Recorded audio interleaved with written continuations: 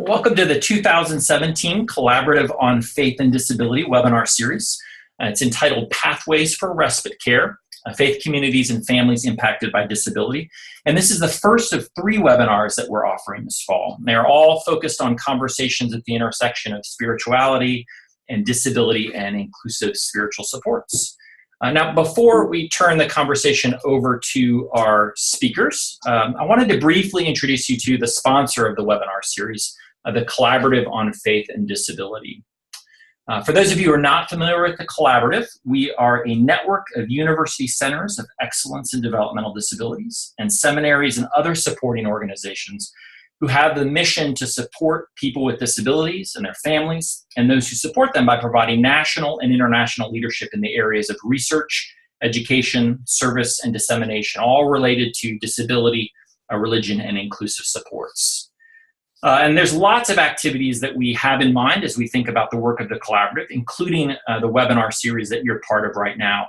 But our overarching vision is to really ensure that people with disabilities and their families have compelling opportunities and supports to develop and to express their spirituality and to engage in congregational life and share their gifts and talents in ways that are not only personally valued, but that also strengthen communities. And so we aspire to a number of activities that are sampled on your screen and encourage you to take a look at those as well. Now, our core members of the Collaborative include 14 university centers on excellence in developmental disabilities. They're across the country and affiliated with faculty and staff at these different centers. And we're really eager to work closely with seminaries and divinity schools, as well as other organizations and faculty that are doing work at this intersection of faith and disability. So we're hoping this webinar is a way of enticing you to become more involved in some way with this work. And we also, of course, encourage you to view our website to learn more about how you can become a member as well. So that takes us back to today's conversation. And as I make this turn, let me just address a few housekeeping issues. This webinar will be recorded. It's being recorded, and it's going to be posted soon on our Collaborative on Faith and Disability website. So we'll encourage you then to share that widely with your colleagues. Any of the slides or mentioned resources or helpful links we're also going to post along with the webinar recording, and we're keeping track of the questions that you ask, and we'll make sure we post resources related to those questions as well. You can submit and are encouraged to submit questions at any time through the webinar into the discussion box, the chat box, but we'll hold those questions and present them back to the presenters at the end during the Q&A time. So that's when we'll read the questions as well. In the meantime, everyone should be silent. So if you have questions or concern, put those in the chat box. Our time is limited to 1 hour. And so our presenters are going to be much more concise than they probably want to be. But we're going to stick to that time. And just, again, encourage you at the end to stick around, because we'll share some upcoming webinars and other information about the Collaborative and disability, Faith and Disability at the end of the webinar. So with that background, I'm going to turn it over to our speakers here in just a minute as I turn off my screen share and turn on theirs. But as I'm doing that, I want to just introduce the 4 speakers here as they pull up the screen. So we have Eric J Moody, who's Assistant Professor of Psychiatry at the University of Colorado, JFK Partners, and he's the Director of Spiritual Care Disciple for the LEN program. Share the screen. Eric, if you guys can pull up the share screen as we're going here. Yeah, I'm trying to make this work, and it's being persnickety. Okay. But we'll figure it out. Okay, I'll let me try. If so, we'll pull up ours. So in addition to Eric, who you've heard, we also have Kristin Steadman, who's the Executive Director of Nightlights, Inc., a nonprofit dedicated to providing respite services to those with special health care needs and disabilities through faith-based organizations. We have Val Say, who's co-founder of the Colorado Respite Coalition. Megan Kuth, who's Program Director for Colorado Respite Coalition through Easter Seals of Colorado. And Ann Henderson, who's a LEN graduate from JFK Partners and a recent grad from Iowa School of Theology, who has a Master's of Divinity and is currently working towards ordination in the Methodist tradition. So we'll turn it over to you all. Eric, can you all see the screen now with the pictures of us? Okay, great. Thanks, everyone. So appreciate the introduction, Eric, and I'm glad that so many people are joining us. Welcome. And I'm just going to briefly outline what we're going to be talking about in the partnership between all of our different organizations and then turn it over to my colleagues. This work that we're going to be talking about today has been evolving for over a year now, and is a collaboration between ourselves at JFK Partners as a UCEDD Lend, and we work with students from ILIF. In this case, Ann Henderson is the student from ILIF that participated in our Lend program, but also then our community partners at Nightlights and the Respite Coalition and Easter Seals. What I wanted to do first is turn it over to Kristin Steadman so that she can share her stories, kind of a foundation for what we're going to be discussing. So, Kristin? Okay, thanks, Eric. As Eric said, my name is Kristin Steadman, and I'm the founder and executive director of Nightlights. Nightlights is a free respite program for families of children with special needs and their siblings. And I'll explain a little bit more about Nightlights later on in the presentation when we discuss models of respite care. First, I was asked to share a little bit about my story and how Nightlights came to be. I have 2 kids. My daughter is 12. She's a very bright, sweet girl. She plays competitive soccer, and she is full of 12-year-old sass. My son, Zach, is 8 years old and also very bright and sweet. Zach has significant special needs and relies on his family to assist him with every single activity. Like most parents, this is not the journey my husband and I ever anticipated being on. As a baby, Zach was significantly delayed in his milestones, and by 8 months old, he had received more exams, blood tests, and MRIs than I had in my entire life. The answers were always the same: we don't know what's wrong with your son. To this day, we still don't have an overarching diagnosis. All of his diagnoses are symptom-based. He's nonverbal, non-mobile. He struggles to maintain proper body temperature. He has blood sugar abnormalities, a movement disorder, and a high choking risk, along with several others. Our excitement and anticipation of raising our young family quickly turned to grief. We were grieving the loss of the dreams we had for Zach and also our family. We only had a small handful of people who were willing to watch Zach during this time, and we quickly exhausted that list. Our marriage was falling apart, and the stress of the day-to-day care for both of our children while working full-time jobs was swallowing us. I was constantly poring over the internet, convinced I was going to be the one to find a diagnosis and a cure for my son. This became an all-consuming task for me, and honestly, what I really wanted to know is, what can I expect from my child, and how can we support him? One evening, my husband saw me back at the computer again and said, you know, it's really important to find answers for Zach, but at the end of the day, we need to remember he's just a kid. He needs the same love and acceptance as any other child. For the first time ever in my marriage, I thought my husband might be totally right. I knew firsthand that respite services for families like mine were nearly impossible to find in Colorado. As a matter of fact, at the time, Colorado ranked 48th in the nation for providing services for families like mine. We can't just hire the babysitter down the street to care for Zach, so we were limited in who could relieve us. Therefore, we weren't able to get a break from caregiving. I knew we weren't alone in this exhausting path of parenting, and started thinking perhaps our church could be a place of support. Even though the grief and fear were still very real in our lives, something inside me began to shift. I didn't want to be a victim of my son's disabilities, and I wanted to bring honor to Zach's journey. My husband and I were determined and stubborn enough to not let our marriage fall apart like so many statistics report of couples in this situation. So I knew I just needed to be part of the solution to my own problem. I pulled together a very talented group of women who became great friends and amazing advocates for the special needs population. We put together the framework of a respite program that would take place within our church and utilize volunteers. We met with the elders and executive team of this church and pitched the idea to them. They agreed this was in line with the mission and vision of the church and believed in the outreach aspect of the organization. We started Nightlights in March of 2011 with 1 location, 10 children, and 26 volunteers. To date, we have 2 locations, each serving 60 children with over 200 volunteers, and a 3rd site prepared to start in January of 2018. We began as a ministry of the church and shortly after received our 501c3 nonprofit status. Honestly, one of the most encouraging aspects of starting Nightlights is that most people really do care. They may be timid to act. They may feel overwhelmed by the gravity and complexity of working with an individual with disabilities. But when given the proper training and tools, they quickly engage with the process. My dad always said that we have so much more to learn from Zach than he does us. And perhaps Zach and all of his peers are blazing the trail for the rest of us to fill in the gap for caring for individuals with special needs. Thanks, Kristin. We want to now turn over to Megan, who's going to talk with us a little bit about respite care, especially as it relates to our particular state, Colorado, but also more generally. Megan? Hi, I'm Megan Cleve.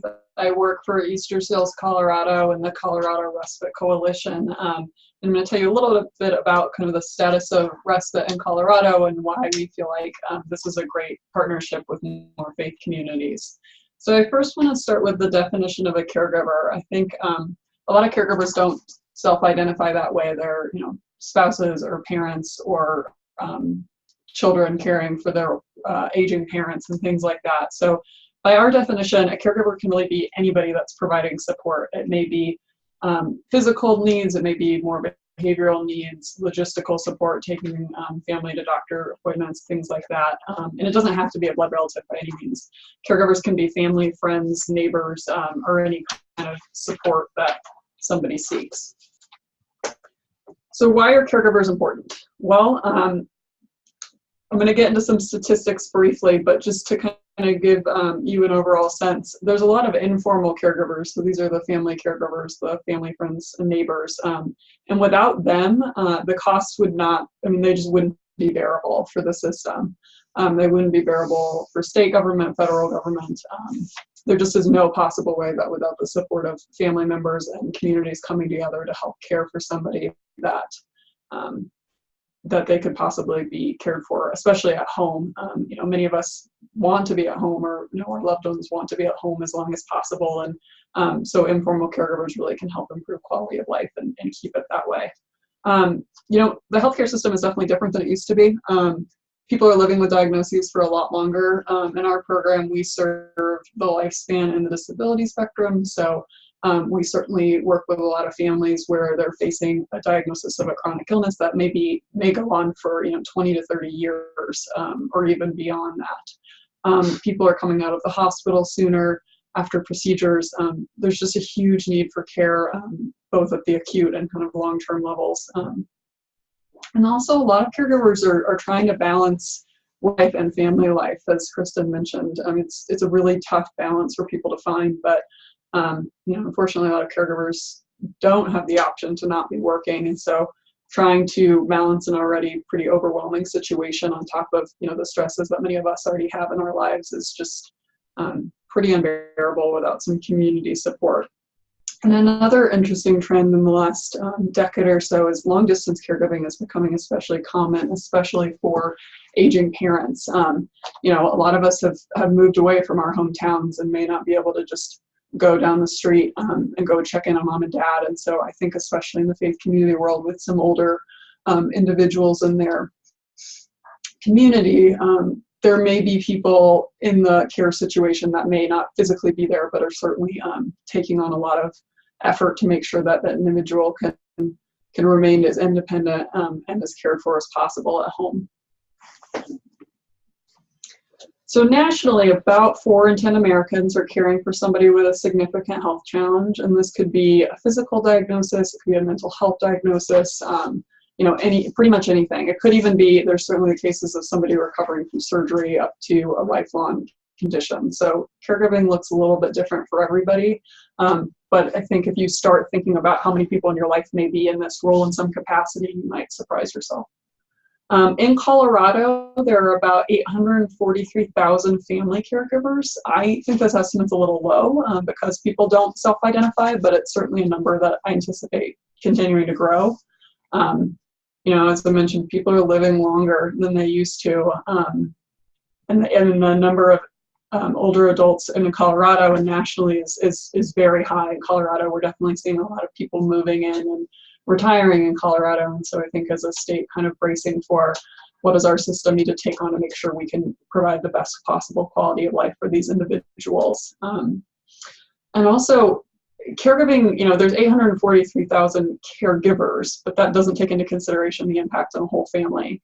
In Kristin's case, it's a family of 4, not to mention all the other support in their network. I mean, that one case impacts certainly more than just the parents, and that's common for a lot of families. So when you start looking at the overall impact on community, caregiving is a massive issue, and caregivers really need support. So respite care is definitely one of the primary ways we try to support caregivers. It's certainly not always an easy thing for families to find, but a lot of families just are desperate for a break, whether that looks like somebody coming into their home or a place for their loved one to go, or kind of whatever it seems like the best fit in their family. In Colorado, the primary ways to access respite care are through Medicaid waivers. Certainly that can be a time-consuming process, and having to go through all the eligibility. It's not very few options for respite are just like immediate and quick. So a lot of families kind of have to prepare themselves to find other supports while they're trying to determine eligibility. There's also the area agencies on aging, as in the rest of the country, that provide some supports for caregivers across Colorado. Community center boards work with families to access services through their Medicaid waivers. Community organizations such as ours, the Colorado Respite Coalition, we offer some financial assistance for families to get respite. And then of course, private pay. There are a lot of families that's just private pay is not an option, or especially not something that can be really a sustainable thing. And so there's quite a few families, I think, finding all these little pieces of the puzzle they can put together just to try to get a little bit of a break periodically. But certainly there are a lot of families that just have not been able to get to respite for some reasons we'll discuss in a minute. One thing to keep in mind, I get the question from families a lot, like, so what type of respite should we get? Well, the answer is that it depends on your family. It's different for everybody. And it may be, as I mentioned, at home, it may be at a center, it may be more therapeutic, more recreational. It's just important for families to find what works for them. It may be a family or friend coming in too. It doesn't have to be a professional setting, but all families need respite. It's unfortunately a lot of families aren't able to access it, but it's certainly something that should not be viewed as a luxury. And Kristin kind of mentioned, it's not as if a lot of these families can just hire a typical babysitter as they may be able to with other children or in other cases. And so respite is just one component of their overall care plan and community support that needs to be factored in some capacity. Unfortunately, that's not always easy. Some of the challenges we see in finding respite care, and this is not a Colorado-specific slide by any means. I think this is, we work with respite providers all over the country, and it's kind of the same story everywhere. It's expensive. I mean, a lot of times respite is $20 to $30 per hour private pay. There aren't a whole lot of families that can do that on a weekly basis. There's a provider shortage. I mean, there's just not enough bodies providing care. I mean, there's a variety of reasons for that, but certainly a lot of families, especially those who are often the most desperate for respite because of the high needs of their loved one, just aren't able to find somebody that they feel comfortable with, or that has been able to complete training and really feel like they can safely leave their loved one. There's a lot of guilt with respite and getting it the first time. Caregivers are going to always be the best person to provide care for their loved one. They know them inside and out. But that certainly doesn't mean that there aren't other people that can provide really quality care for a few hours at a time. So it's a very emotional thing for families to access respite, and there's certainly a lot of kind of personal barriers that families kind of need some support in working through and making sure they're comfortable.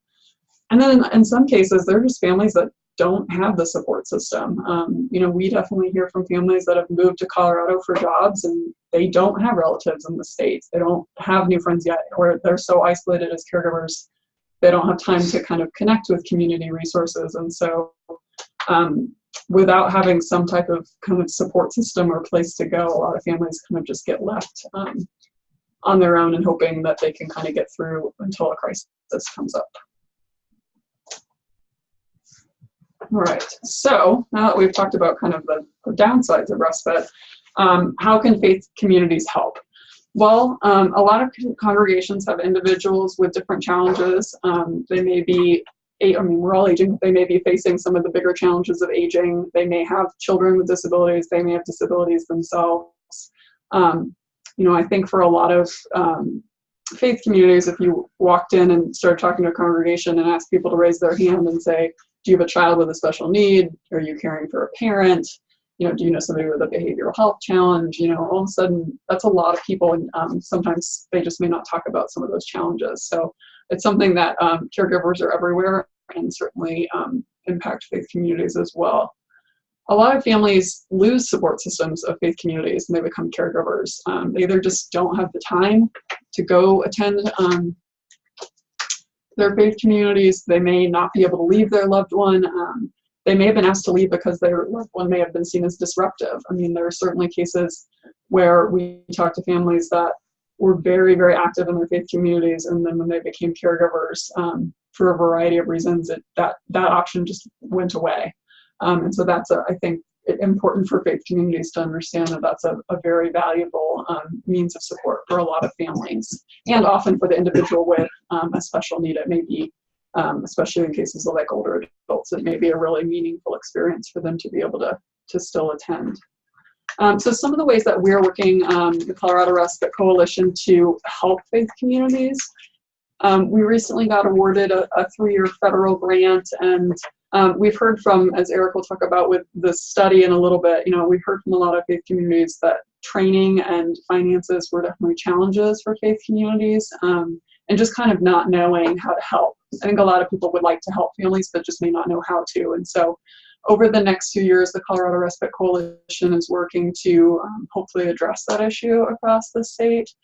Some of the things we're talking about doing are a faith conference and bringing faith leaders together from around the state and really kind of learning from them what would be beneficial. We want to provide resources. We know the respite side of things, and we want to provide an opportunity for them to know where to get referrals and know where to get community resources or connect families. So I think it'll be a very collaborative event, and we're just hoping to kind of learn from each other and figure out how we can help support families together. And then we've also talked about developing kind of little resource guides for faith communities, seeing some of the signs of caregiver burnout. That's a very common situation. And a lot of times, if somebody kind of knows the signs, they may be able to catch it before there is a crisis, but it's very much a hindsight is 2020 situation. And so helping people that see families that are caregivers, see individuals that may be living independently and are kind of starting to face challenges, see the signs of maybe it's worth calling somebody else in and just kind of seeing what resources are available. So those are just a few of the ideas we're looking at. It's definitely in the works, but I'm kind of excited to hear from any of you if you have ideas about how we could better partner with faith communities and just help provide one more support system for families that they definitely need. Great. Thank you. Thanks, Megan. So I want to turn it back to Kristin at this point, because as we were starting this collaboration, we started off with a smaller group, myself and Kristin and Val, because we all realized the tremendous need that Megan just described. But we also discovered quickly that we also had some resources amongst ourselves that we weren't aware of. And one of the resources was the program that Kristin developed. And so we wanted to spend some in-depth time allowing her to describe that program to you. So I'll turn it back to you, Kristin. Thank you. So I'd like to start with just an overview of Nightlights. So Nightlights is a free respite care program for families of children with special needs and their siblings. We take kids ages 1 month up to their 13th birthday, and each child receives one-on-one care from a trained background checked volunteer. Nightlights happens at each location one Friday a month from 6:30 to 10. While the kids are at Nightlights, they enjoy a ton of activities like arts and crafts, music. We have a dog or cat therapy team that comes in, a snack, and movies. One of the things that sets Nightlights apart from other respite organizations is that we have a registered nurse at every single location the entire time the kids are there, so they can tend to any of the kids with any medical needs. Yeah. Nightlights at each site is seen by a leadership team specific to that site. That leadership team is all made up of volunteers. They're responsible for planning the evening. They're responsible for meeting with the families and looking over paperwork and then making that pairing each Friday with the child and the volunteer. They get there early, so they set up and they clean up. So they typically are there from about 4:30 to about 10:30 or 11. We require all of our leadership team to have current CPR, first aid, and CPI or crisis prevention training. They work alongside the church to reserve the space and make sure that they have everything they need for the evening facility-wise, and then they're responsible for fundraising for their own site.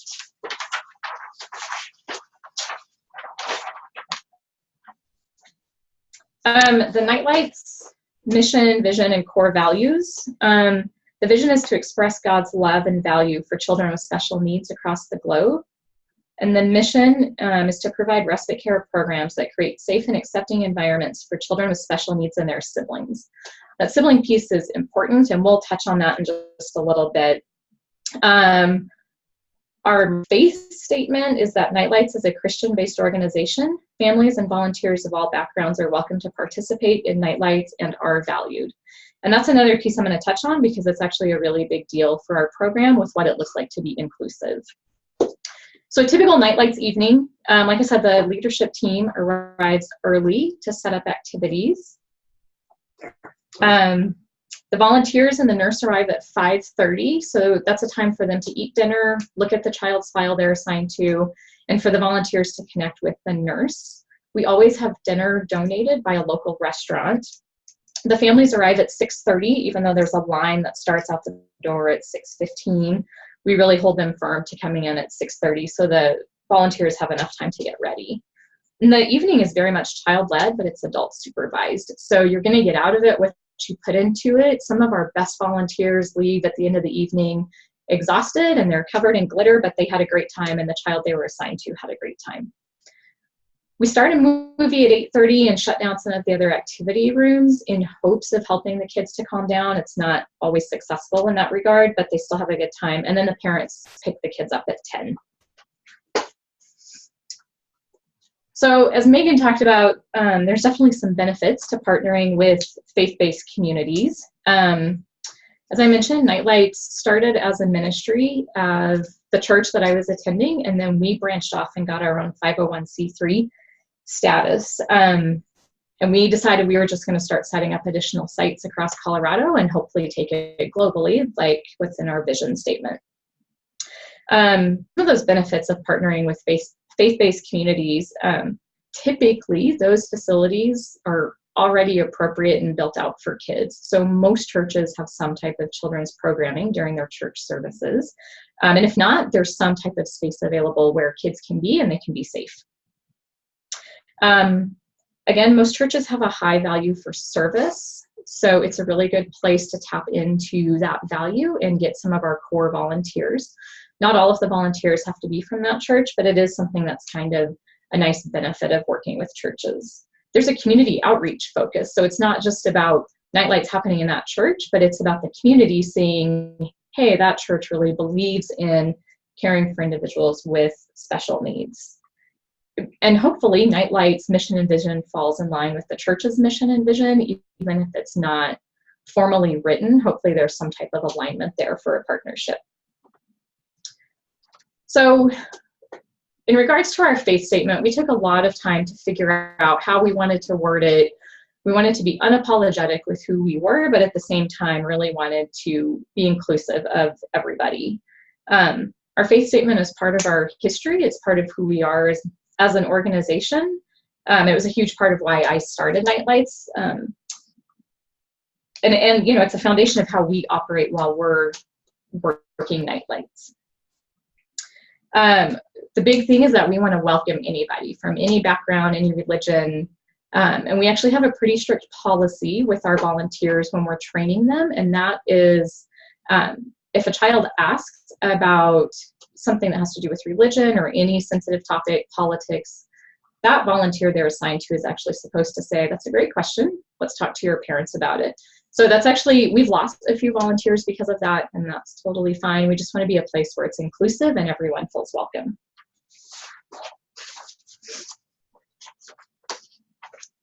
So Megan hit on some of the statistics of caregiving, and I have some statistics of just the special needs population here in Colorado.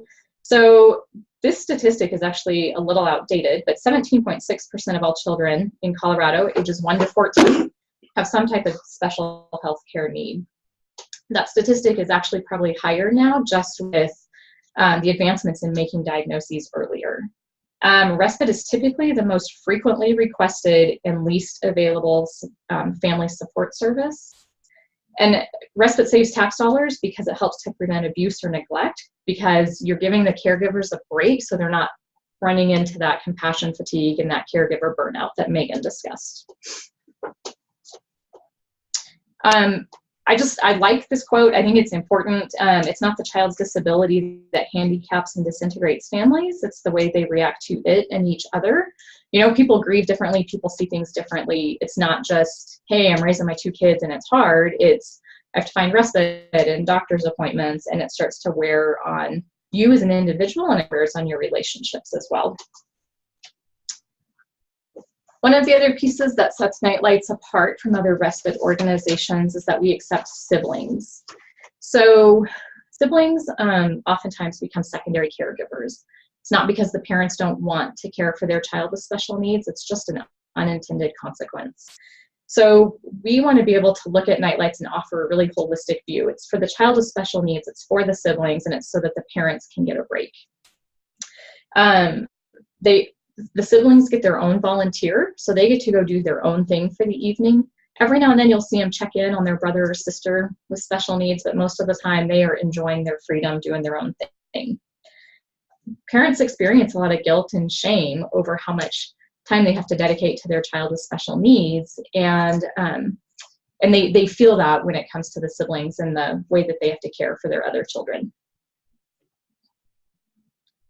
So moving right along, the cost of implementing a program like Nightlights in a church is actually pretty low. So Nightlights does not require churches or whoever is hosting it to contribute any monetary funding. It's helpful to have the facility given as an in-kind donation, so that way Nightlights isn't paying for that space each month. The sites are expected to be financially self-sufficient, so Nightlights is set up on a 2-tier kind of structure, so myself and the board are at the top tier, and then the churches, the sites are at the next tier. And we want our sites to be financially self-sufficient, so we provide them a budget, and we want them to do their own fundraising, and they are actually required to have quite a bit of accountability with myself, our program director, and our board of directors as to how they're raising that money, but also how they're spending it. And each Nightlight site that we start receives a startup stipend from our corporate office.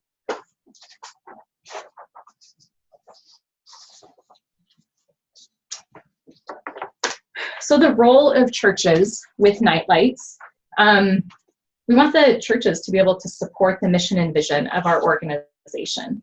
Again, it doesn't have to be written into the church's formal mission and vision, but it's nice if there's just that support. Again, providing the facility as an in-kind donation. It's helpful if there's a small storage space, but it's absolutely not necessary. But I think a really important piece is that there's some type of access to the congregation, because if that's where the core group of volunteers is going to be, we have to have some type of access. And each church is different. So upfront announcements, a bulletin, a ministry fair, whatever works for each church. And then, of course, proper maintenance of the facility so that it is safe for kids with disabilities. You can skip the picture. So goals for Nightlights going forward. We really want to expand Nightlights across the country. So, you know, we have 3 sites here in Colorado, and that's definitely not enough. The need is much higher than that. And we want to continue partnerships with the people that are here doing the presentation, and then also with churches, and just really provide that place of support and compassion for families dealing with disabilities. Thanks, Kristin. So at this point, I wanted to step back and tell you a little bit of my experience after hearing about Nightlights. And so Val and I had been meeting and trying to think about ways that we could, both as a UCEDD and LEND program, and then her role as in the Colorado Respite Coalition, try to figure out some way to just learn more about what people are doing, what people's training needs are. And then we met with Kristin. And so she told me about this really cool, innovative program that she started. And I was like, wow, holy smokes, this is a completely novel way for me to think about providing respite. And it leverages this whole concept of natural supports that everybody talks about. But when you get down to brass tacks, it's sometimes very hard to figure out, well, what really needs to happen logistically. So we have this cool model program, and then Val's work with policy in Colorado, and then everything that we do as a UCEDD, we decided that we were going to try to figure out if we can figure out what is it that people need in terms of additional supports, or what kind of resource gaps are there to get something like Kristin's program off the ground in more communities. So how we did this is we leveraged our LEND program, and JFK Partners is, I believe we're the only LEND site that has a specific discipline dedicated to spiritual care. And the way that we're able to do that is through a partnership with the Iliff School of Theology. Iliff is sort of historically Methodist, however, it's very progressive in terms of its theological training. They have people from a wide variety of theological disciplines, including kind of mainstream Christian traditions, or and Buddhist, Hindu, even pagan traditions. So they're very, very welcoming, but have a strong dedication to service. And so what they do for their internship is they will apply to be a LEND fellow at JFK Partners, and they go through our curriculum and then do a project. What we decided to do in the case of this particular student's project, Ann Henderson, was to work collaboratively with the Colorado Respite Coalition and Nightlights to figure out what kind of a questionnaire we could develop to then learn more about how we could move this further in Colorado and potentially even nationwide. So we developed this questionnaire that looked at things like organizational structure, what people are currently doing in terms of their current respite ministries, how that might look different from what Anne is developing, or even just maybe it's helping somebody attend a service or driving them to a service. And then also to try to gauge what are people thinking about respite? Are they interested in developing a respite program? But also what kind of barriers do they see? And especially as it relates to things like training and outreach as something that the Colorado Respite Coalition does a great job of. So this questionnaire was sent out to a wide variety of people. We ended up getting responses from 42 different individuals. Many of those were not completed, but they represented 9 different states, which we were really, really impressed with. And they came from a broad spectrum of different backgrounds, a lot of Protestant traditions, as you'd expect, but they were both very conservative and very liberal. I believe there was one traditional Southern Baptist congregation, there was a UCC congregation, but there were also universities and nonprofits, non-denominational Christian congregations. And what was really interesting is that all of them had mission statements. We specifically asked about their mission statements. Some of them had explicit invocation of the concept of God, however they saw that. Others didn't, but all of them, in every one of their mission statements, there was some mention of being inclusive. What we took that to mean was that this whole concept of providing respite care does not misalign, at least in our interpretation, from what they are trying to accomplish. I want to talk briefly about some of the specific findings, and then talk a little bit about how we interpreted that. One thing that we thought was encouraging is that every respondent acknowledged that they have people in their organization, whether it was a church or some other nonprofit, that had a disability. Sometimes that was because the organization specifically works with people who have disabilities, but even the traditional faith groups, they all said that, yeah, we know that there are people with disabilities. Most of the organizations were fairly small. So in terms of weekly attendance, they were less than 100 individuals. And for a nonprofit, this question didn't make as much sense, but for a church or a synagogue, these were all organizations that didn't have, they weren't mega churches. In other words, they didn't have 5,000 people showing up every week. Most of them were fiscally solvent, and that gets back to Kristin's point, is that she wants to make sure that if people are going to be doing this, that they're on a path to be sustainable. And I don't think this is terribly surprising either. We know that there's been a lot of financial pressure for churches over the last years and decades. But most of the respondents had no respite services that they could describe when we asked them specifically about respite as we defined it. However, most of the respondents said that they tried to find other ways to support individuals with disabilities or to include them. What's interesting to me, though, is that there's still 42% of the respondents said that no, they don't try to do that.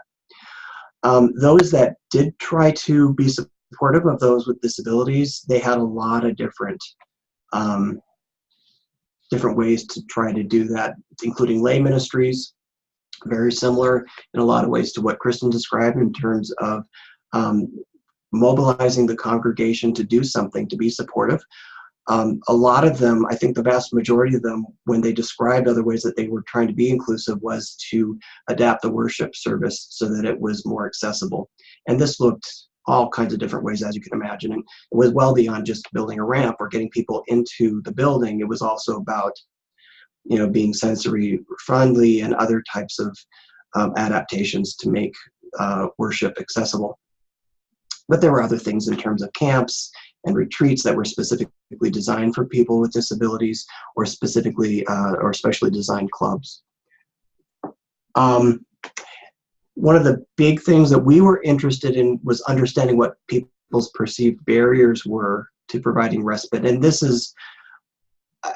was not a shocker to any of us, I don't think. The big one was money, and then kind of logistics, physical resources, monetary resources, lack of time. I think the perception is that they view that this was going to be a very expensive endeavor, despite what Kristin has been able to create, which suggests that they have a perception of what respite is without, and may not be aware of how it could be implemented very inexpensively.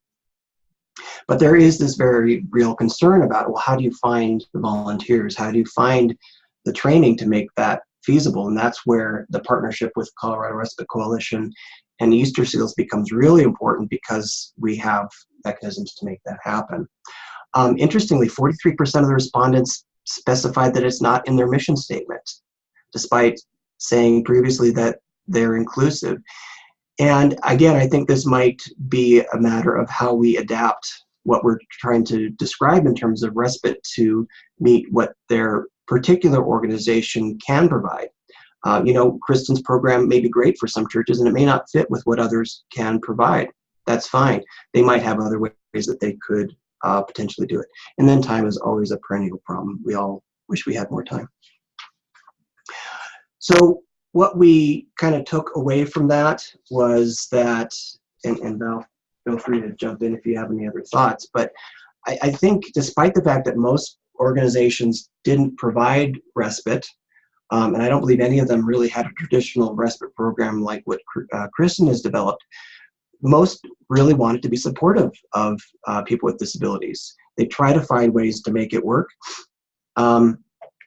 It's just that they perceive there to be a lot of barriers, and many of them are completely legitimate, but there's also, I think, a lot of opportunities where, in terms of what we do in terms of training and community outreach, we can absolutely provide them with resources and support so that it becomes more feasible. The trick, I think, is then to find out where that point is in terms of what we provide and what's really useful to those different organizations.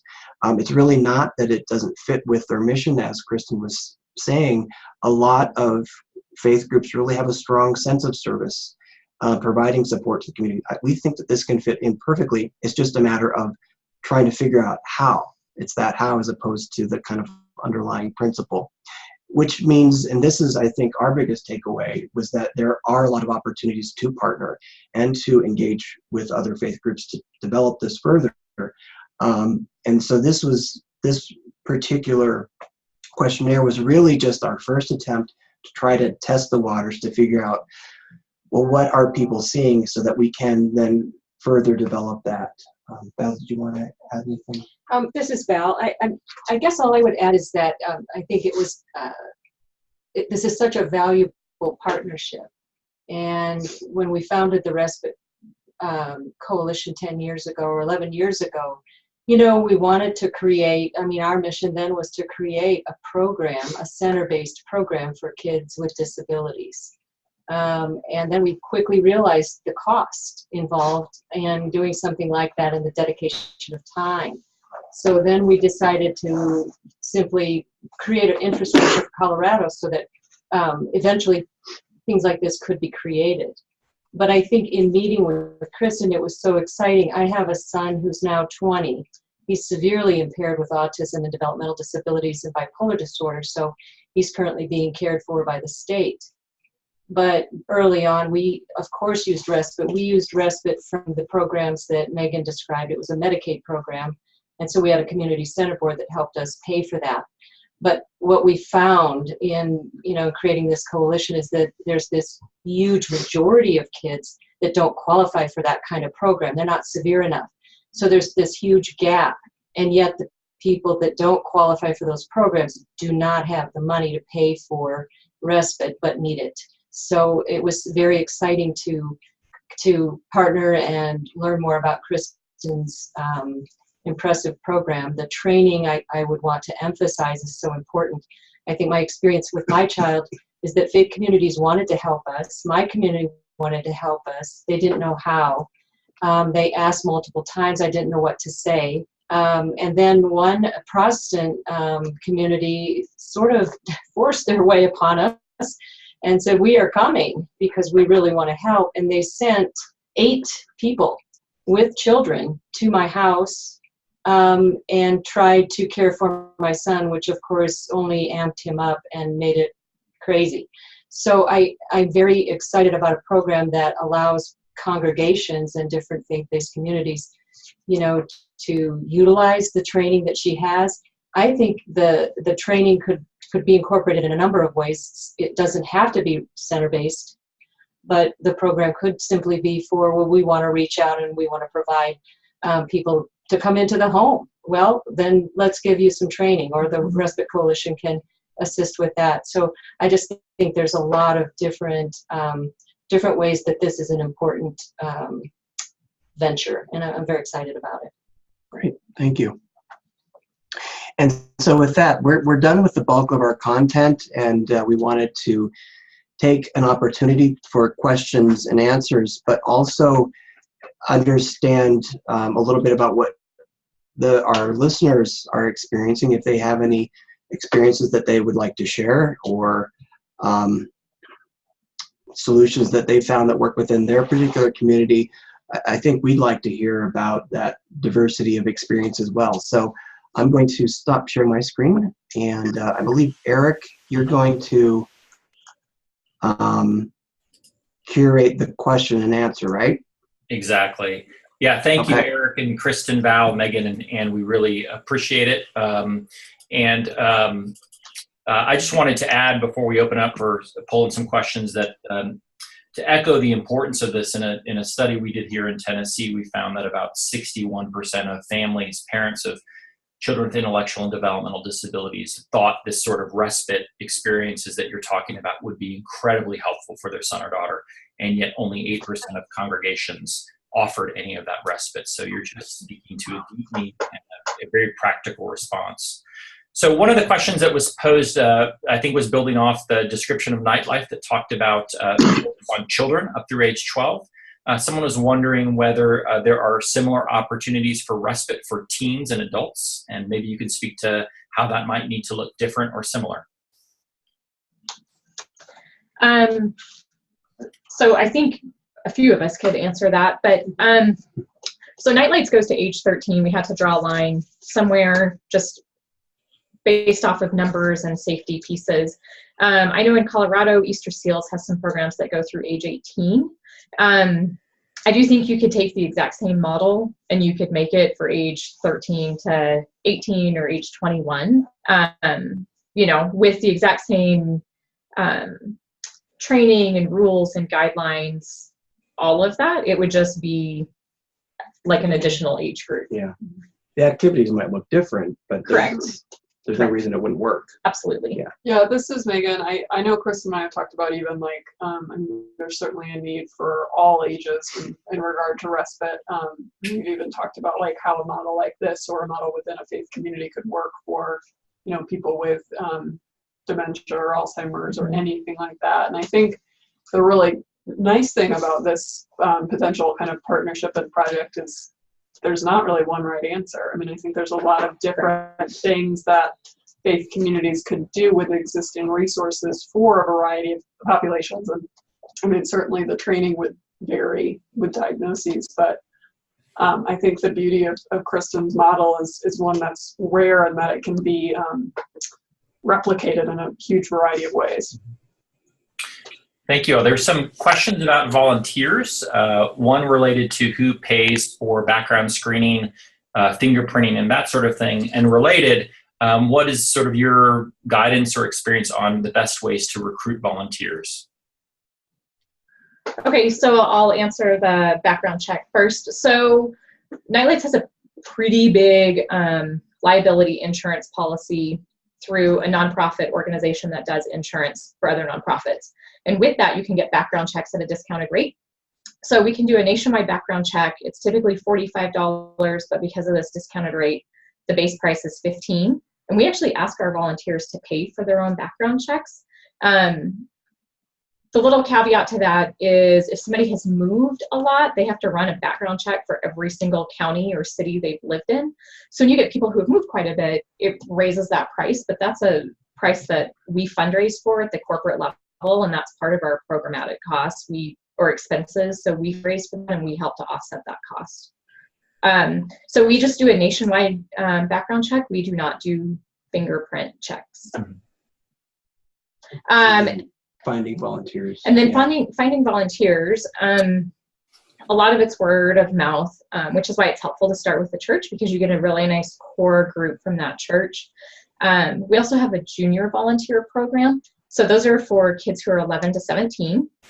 They go through a training. They have the same expectations as adult volunteers, but they're never paired one-on-one with a child without an adult overseeing that. And what we've started to do with that is as we get kids that want to volunteer, we say that's great, but we also need to have one of their parents help volunteer as well, because otherwise we end up with way more junior volunteers than anybody else in the building, and then it just becomes a parents' night out kind of situation. So the churches are a huge place, word of mouth. We try to do a big push with fundraisers and stuff, with putting the word out there, and then social media as well. And someone asked, is the registered nurse a volunteer as well? No. So the nurses carry their own insurance. They have their own liability and malpractice insurance. And because of that, they have to be paid a stipend. Mm-hmm. So there's some little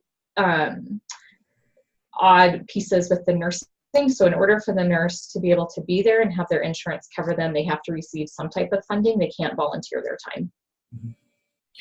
So some people, both from Colorado and Tennessee, have asked essentially, how do I find out whether similar options are available locally? And you've spoken a little bit about specifically Nightlights being where it is located now, but what advice would you give to families or others who are wondering whether there are respite options locally? How would they find that or seek that out? I'm turning that over to you guys. Yeah, go for it. So the Colorado Respite Coalition, we are statewide and we're housed in Denver, but we work with leaders and regions across the state. So we have a website, which is coloradorespitecoalition.org, and there's a respite locator on our site. I know the Tennessee Respite Coalition is an amazing organization too. I don't know for sure if they have a locator, but they definitely are people that are worth reaching out to. There's quite a few programs really similar to ours in terms of working around lifespan respite across the country. So, I mean, I'm happy to if anybody's in a state where they're not sure if that exists, I'm more than happy to make a connection. But in terms of Colorado, definitely just go onto our website, and on the right hand, on the top, there's a little green tab that says Respite Locator. It's not the end-all be-all resource list, but it's definitely a good starting point. And then you can always just reach out to us by phone, or just do a little web form to contact us, and we can help see what's available in your area or who might be worth talking to. Sort of the way it works too, this is Val, is once you make that call, I mean, one of the first questions, of course, would be, what's the diagnosis? Because a lot of times the funding or the referral will be, back to that disability-specific organization. So sometimes there is funding available through different, like Parkinson's Association or Alzheimer's or autism or something like that. So we always look to that. But that's been one of the challenges, I think, is to figure out on a case-by-case basis, what are you eligible for? Are you eligible for anything? And then if you're not, then where do you go from there? And that's where you get stuck and you get a big gap. So, we do say that there's camps. I mean, it's always, that's what's on the website too, is a lot of camps. There's camp structures that can help with that. There's a Discovery Club that the Easter Seal sponsors that's similar to Nightlights. And then there's the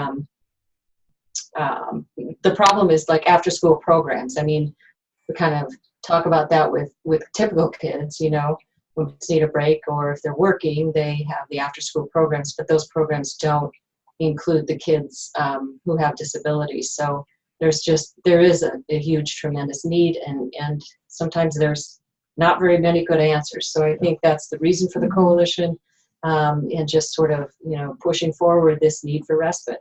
Well, and I want to add to Val, I mean, there are, as we talked about, some funding mechanisms across the state, but even if somebody is eligible and getting services through that, I mean, there are very few families that would say 100% of my respite needs are met, even if they have funding. I mean, I think that the really great thing about programs like this is for a lot of families, especially families with kids, where they want their kids to be in a variety of activities, like it's a kind of a world of mix and match. And so having multiple options for families is so important and gives them the opportunity to find what really is the best possible combination for their. And I would also add, I think, the programs like these that are state funded are very important, but they don't fill all the gaps. And it's what I started doing was just going to different kind of national level faith groups to see what's on their website. And many of them do specifically call out respite or something similar to that. I know Lutheran Social Services has that. And there's also a disabilities organization for the Muslim tradition. And I'm blanking on the name right now, but they also specifically talk about respite. So I think it's the kind of thing where whatever tradition you come from, if you want to talk with the leaders of that faith group, it might be the kind of thing where they're just thinking about it without using the same terms that we are. And it's a good opportunity to see how something like this might fit in their, what they already offer or what they might be willing to figure out how to offer. And I think that's a really good point. I think a lot of times people don't call respite programs respite. I mean, even people that we work with providers that in every sense of the word provide respite, but would never call it that. And so I think even in our program, we viewed things like sports leagues or Boy Scouts or programs like that, like any opportunity where somebody is being cared for and the guardian is able to leave is respite. So sometimes I think respite is this big scary word, and there's a lot of, it doesn't have to be this as great as the Nightlights model is for some churches, a lesser form of that may be the best fit. And so I think don't necessarily be intimidated by the word. It has a huge variety of meaning. Well, I'm watching the time and I'm still seeing some questions come in. So I think what I'll do is just add to that last question that Your local University Center on Developmental Disabilities in your state can also be a resource for finding out what respite opportunities might be in your area, as well as potentially being a support for your congregation in figuring out how we proceed in this area. We're also seeing a number of questions related to people suggesting other respite programs or resources. And what we'll do when we post this webinar online is also post links to a number of other organizations that have a variety of respite models and some resources so that you can learn more as well. We also try to answer some of the questions that are still being posed online by posting some resources there as well. But to be mindful of the time and make sure we honor that, we also just wanted to close out by letting you know this is just the first of 3 conversations we'll be having online. There are 2 more webinars that will take place this fall. One on the ways congregations can step into the space of supporting employment for people with disabilities. That'll be in November, as well as a webinar focused on the way that university centers across the country are beginning to address spiritual supports and some of the lessons that they've learned in that area. For those of you who are part of the university center or part of the AUCD network, you should know about the AUCD Spirituality Special Interest Group.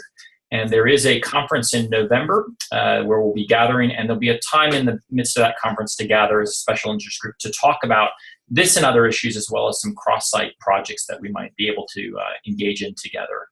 For those of you who are not familiar with the Collaborative on Faith and Disabilities website, we would encourage you to go there. You'll want to go there to see the archive of this webinar, but it's a website that includes lots of resources at this intersection of faith and disability. It's a place where you can learn, get more information about this upcoming summer's Summer Institute on Theology and Disability, which will take place in Raleigh, North Carolina from June 11th through June 14th, as well as see archived talks from that Summer Institute series. And we also have information at this website about our collaborative partners, the work that they're doing in this space, the Putting Faith to Work employment model, and a searchable database of research and writing and resources all related to faith and disability. So we'd certainly encourage you to check that out as well. And with that, just want to thank each of you for being part of this webinar, and we look forward to continuing the conversation in November, and hope you'll check out the resources we post very shortly on the website. Thank you all.